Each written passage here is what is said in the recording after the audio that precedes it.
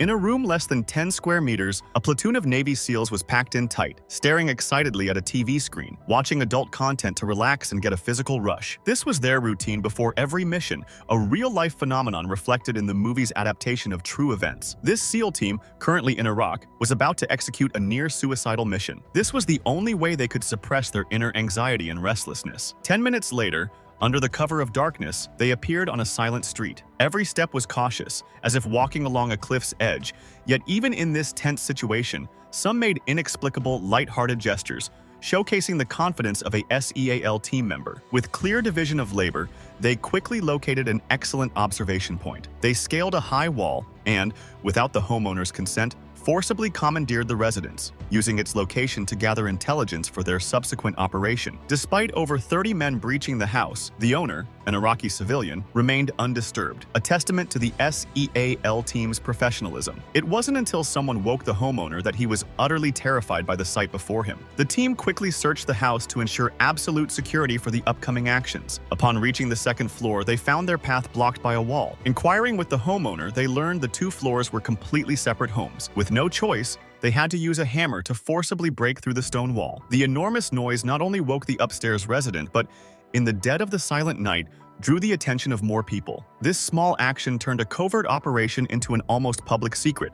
while the executing SEAL team remained unaware. The next morning, the team controlled everyone in both households and established a concealed observation post on the second floor. The street below was slowly turning into a busy marketplace. The sniper on observation duty noticed something abnormal: an Iraqi civilian in a white shirt, talking on the phone while glancing toward the residence. Since he was unarmed, the sniper did not take aggressive action but merely recorded the situation, intending to act if the individual reappeared. Then, a peculiar event occurred. A man appeared in the building across the street and began observing the surroundings. Simultaneously, the captain received a message. Team B had been hit by a rocket-propelled grenade, RPG, and small arms fire. While damage was minimal, the UAV drone had been diverted. Without aerial assistance, the SEAL team hidden in the house was effectively blind, having completely lost control of the street. As soon as the drone was pulled away, as if their operations were known, the bustling street suddenly went silent, and all civilians vanished instantly. These cumulative anomalies made the team realize that this was no coincidence. Their position had likely been compromised. The connection of these clues sent a jolt through everyone. The atmosphere inside the house instantly became oppressive. Just then, a hand grenade was thrown through the hole in the wall. The moment the grenade landed, their fears became reality. Fortunately, they dodged in time,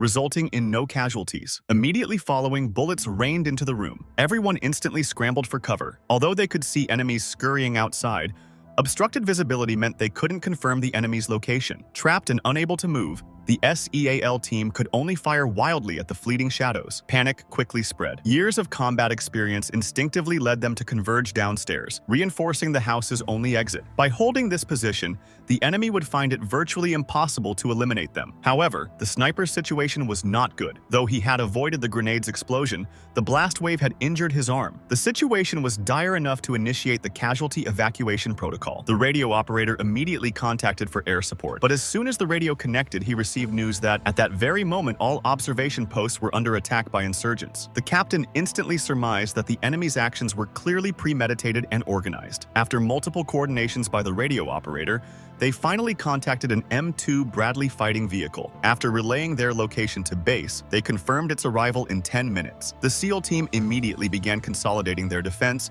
using a breaching charge to collapse the entire second floor, definitively eliminating any chance of the enemy dropping in from above. Once the team was assembled, they had 6 minutes until the armored vehicle's arrival. The captain then formulated a withdrawal plan. When the armored vehicle reached the door, it would first deploy a smoke grenade. They would then split into 2 formations and retreat through the iron gate in sequence. After the breakthrough plan was laid out, aside from 2 Iraqi auxiliary soldiers expressing discontent about being the point men, the rest of the team had no objections. The SEALs returned to their assigned positions. With 2 minutes remaining until the armored vehicle's arrival, every second of waiting was a silent torment. They knew it was a trap but had no choice, as sitting tight was also suicide. They could only comfort each other to alleviate the physical sense of impending danger. The room fell into complete silence, with even the sound of their teammates' heartbeats audible. The tension was only broken when the captain heard the sound of the armored vehicle outside. 1 minute to arrival was undoubtedly encouraging news for the SEAL team. Did the fact that the armored vehicle hadn't been attacked indirectly mean the insurgents had withdrawn? Unbeknownst to them,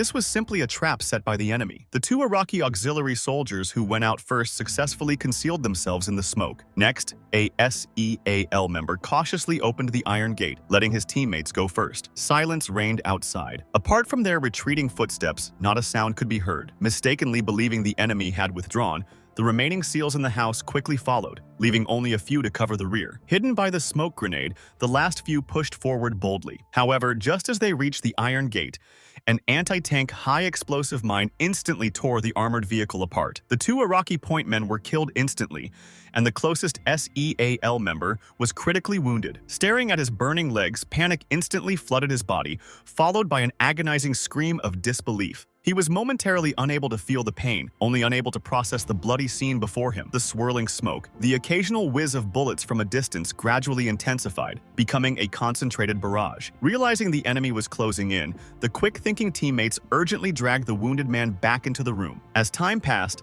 the SEAL member with severed legs gradually began to feel the pain, and cries of agony and despair echoed throughout the room. The horrific condition of their comrade was visible to all. Panic and helplessness surged through them, soaking their backs in cold sweat. Even the battle-hardened captain was momentarily stunned by the sight, completely forgetting his duty. Realizing that allowing panic to continue would completely neutralize the team's fighting capability, the captain immediately pulled himself together and reported the situation to base. The enemy, meanwhile, wouldn't pass up this perfect opportunity and began an organized assault on the room. Several grenades were tossed near the doorway. The SEALs knew this was a probing attack but could do nothing but drag their wounded comrade and re-establish a defense in the back room. Their survivable area was constantly being squeezed. If the enemy launched an all-out offensive, combined with being heavily outnumbered, a forced breakout would be certain death. Now, waiting for rescue was the only viable option. Fortunately, soon after, great news finally arrived. Air support dispatched by the base had reached the area. However, because of the close proximity of the enemy and the team's location, deploying large-scale weapons would endanger their lives as well. Therefore, the fighter jet could only perform a show of force. When the F-18 flew low at 800 kilometers per hour, the turbulence from its wings instantly cleared the street, and the 150 decibel noise generated by the jet engines delivered a powerful shock to everyone's eardrums. During this momentary lull,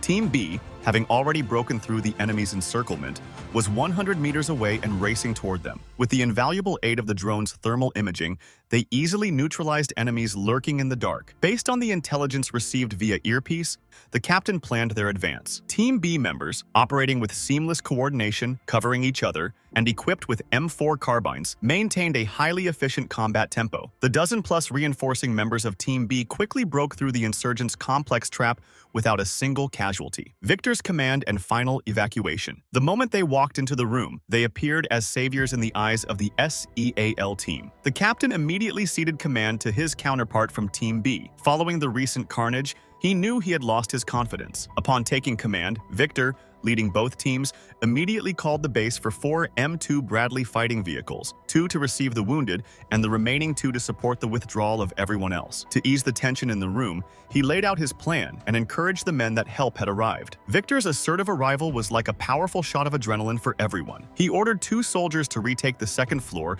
and provide suppressive fire on the enemy. He then personally led a few men outside to recover the equipment scattered on the ground under the cover of his teammates' fire. They wouldn't even leave behind an inconspicuous hammer, determined not to let the insurgents take it back as a tool to mock the American forces. At this point, 2 armored vehicles were 100 meters from the target location. To ensure a safe withdrawal, Victor again called for the F-18 to perform a show of force. When the armored vehicles reached the door, several soldiers lifted the wounded and began moving toward the entrance. Team B members were at the forefront, using dense gunfire to keep the enemy pinned behind cover. As the ramp slowly lowered, the wounded were methodically moved forward. Team B members spread out, using their bodies to draw the insurgents' attention. Once the wounded were rescued, the Team B members responsible for drawing fire immediately returned to the house, awaiting the next wave of armored vehicle support. The drone's thermal imaging then detected a large number of enemies massed on the roof of the adjacent building. Receiving the message, Victor confirmed that his teammates on the roof had evacuated and quickly ordered the Bradley fighting vehicles to engage in free fire,